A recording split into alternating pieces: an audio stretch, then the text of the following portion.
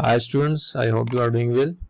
In this video you solve analytical reasoning questions that is very important for such kind of competitive exams. Let's come toward the statement.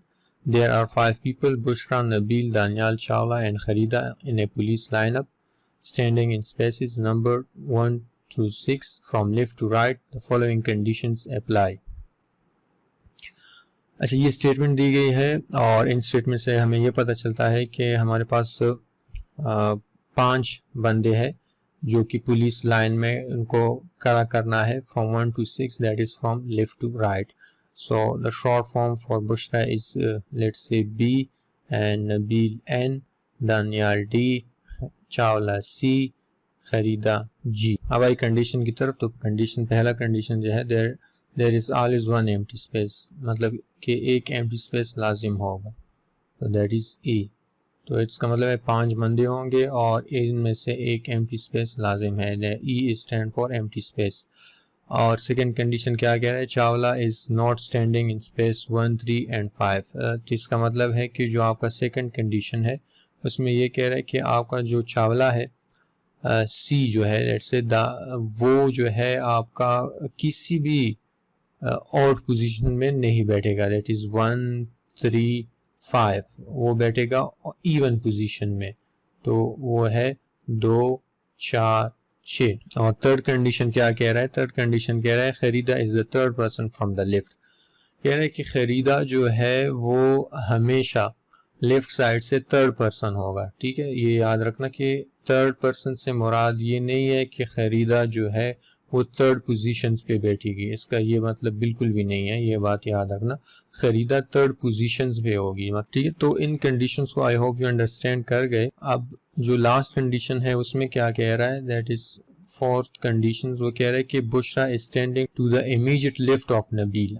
Let's say this is Nabeel, ये and Nabeel के जो left side पे है, this is the left side of Nabeel, तो उसके left side पे बुशरा होगा. तो मतलब B पहले आएगा N से. तो ये 4 कंडीशन है. इन 4 कंडीशन को मद्देनजर रखते हुए आपने इनके नीचे क्वेश्चंस के आंसर करने हैं. तो इन सारों को मैं एक टेक्स्ट बॉक्स में लिख लेता हूँ ताकि आपको समझने में आसानी हो. तो पहले क्वेश्चन की तरफ आते हैं. पहले क्वेश्चन कह रहा है कि Nabeel can not stand in which one of the following spaces.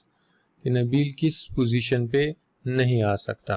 तो इसके लिए आपने पोजीशंस ड्रा करने हैं.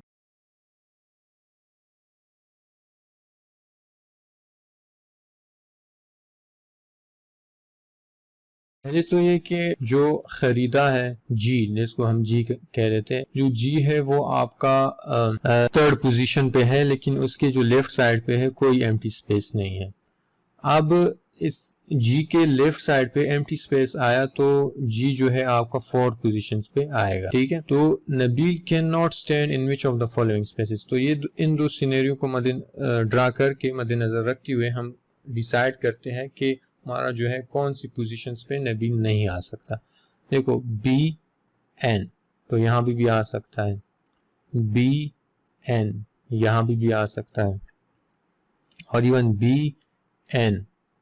ठीक है, तो अगर इधर कर लो B N, अब देख लो 2 पे आ सकता है. तो इसका मतलब है कि ये हमारा ऑप्शन नहीं हुआ. B 3 पोजीशंस, 3 पे देख लो, 3 पे भी आ सकता है. तो इसका मतलब है कि 3 इज नॉट द ऑप्शन. फिर 4 को देख लो, 4 पे क्या नबील आया? नहीं आया. तो यही हमारा ऑप्शन है. अब D 5 पे भी नबील आ सकता है, तो ये हमारा ऑप्शन नहीं है. अब E पे भी नबील आ सकता है, तो ये भी हमारा ऑप्शन नहीं हुआ. So the only option and the only space at which Nabeel can not be, that is position number 4.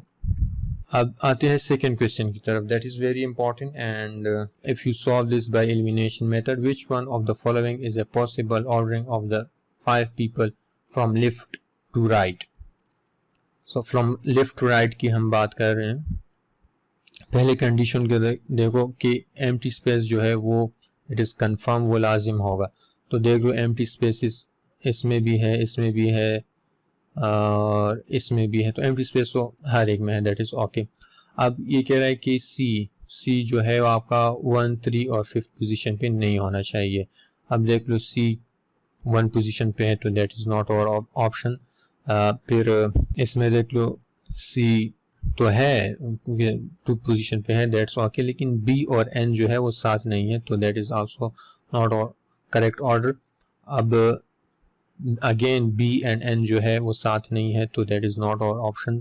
अब यहाँ पे देख लो नबील के बाद आया है, तो बी जो है वो पहले आना चाहिए, तो that is also not our option.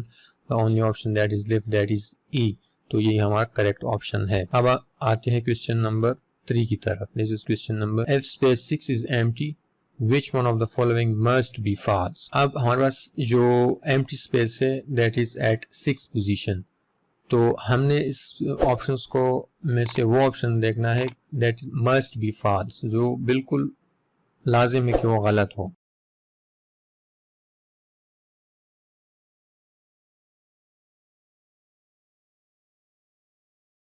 इसके दो सिनेरियो पॉसिबल सिनेरियो बन सकते हैं, तो इस वजह से मैंने दो लाइन जो है ड्रा कर ली है। अच्छा, जी तो कंफर्म है कि आपका थर्ड पर्सन होगा, तो जी को हम थर्ड पे रख लेते हैं।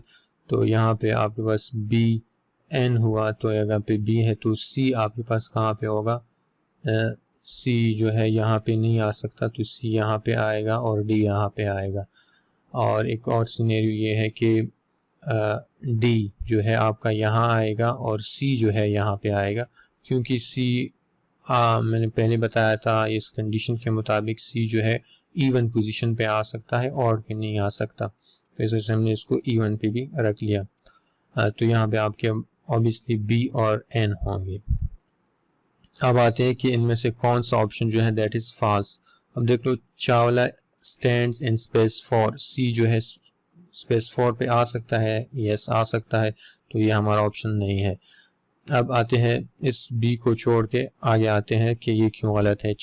सी जो है C is to the left of Nabeel, जो सी है वो नबील के लेफ्ट पे है, तो दिस इज नबील और ये सी जो है लेफ्ट पे है, यस दैट इज ओके, तो इस वजह से ये हमारा ऑप्शन नहीं हुआ। C is to the right of Danial, C is to the right of Danial, yes ये हमारा ऑप्शन नहीं हुआ।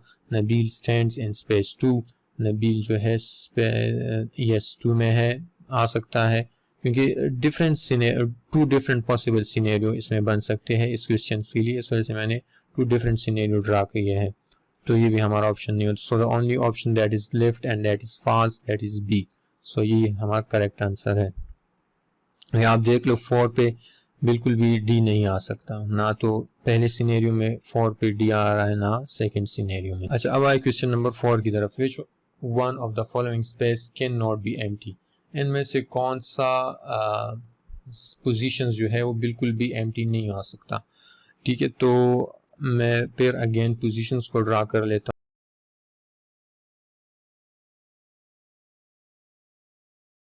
अच्छा, पहले मैं कह रहा है कि अगर एम्प्टी स्पेस जो है आपके पास ई पे आया तो क्या होगा, तो बी यहाँ पे आया, एन यहाँ पे आया, जी जो है आपके पास यहाँ पे आएगा, क्योंकि थर्ड पर्सन आपके पास हमेशा ये first person second person third person आपके पास जी ही होगा, तो इस 1 2 3 4, लेकिन पोजीशन इसकी 4 होगा, और लेकिन पर्सन जो है ये थर्ड जी ही होगा, 5 एंड 6। तो यहाँ पे आप डी को रख लो और यहाँ पे आप सी रख लो, तो फर्स्ट पोजीशन जो है ये तो एम्प्टी ऑक्युपाई कर सकता है, क्योंकि कोई भी आपके पास कोई भी कंडीशन जो है अनवैलिड नहीं हो रहा। अब लेट से आपने पोजीशन 2 पे रख लिया, एम्प्टी स्पेस आपके पास यहाँ आया, एम्प्टी स्पेस अगर यहाँ पे आया तो जी जो है आपके पास थर्ड पर्सन होगा, क्योंकि इन दो के दरमियान दो बंदे आएंगे, फिर थर्ड पर्सन जो है वो जी होगा। देखो सी जो है ना तो यहाँ पे आ सकता है 1 पे ना 3 पे, क्योंकि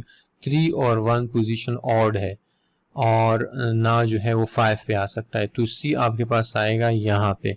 अब देख लो अगर सी आपके पास 6 पोजीशन पे जाएगा और ई आपके पास इवन पोजीशन पे जाएगा और जी भी आपके पास इवन पोजीशन पे जाएगा, तो फिर बी एन जो है वो इमीडिएटली एक दूसरे के करीब कैसे आएंगे, नहीं आ सकते, इम्पॉसिबल है। तो इस वजह से जो पोजीशंस है पोजीशन 2 वो एम्प्टी स्पेस बिल्कुल भी ऑक्युपाई नहीं कर सकता, तो और करेक्ट आंसर इज बी। बाकी 3 4 और 5 अगर आप ट्राई कर ले तो दैट इज पॉसिबल, इसमें आप एम्प्टी स्पेस को रख सकते हो, लेकिन पोजीशन 2 में बिल्कुल भी नहीं रख सकते। आपको मैंने समझा दिया। आई होप कि आप अंडरस्टैंड कर गए। अगर स्टिल कोई कन्फ्यूजन है तो आप पूछ सकते हैं, और मेरे चैनल को सब्सक्राइब करें, दोस्तों के साथ शेयर करें। इस तरह की मज़ीद अंडरस्टैंडिंग कंसेप्चुअल क्वेश्चंस हम अपलोड करेंगे। Thank you so much.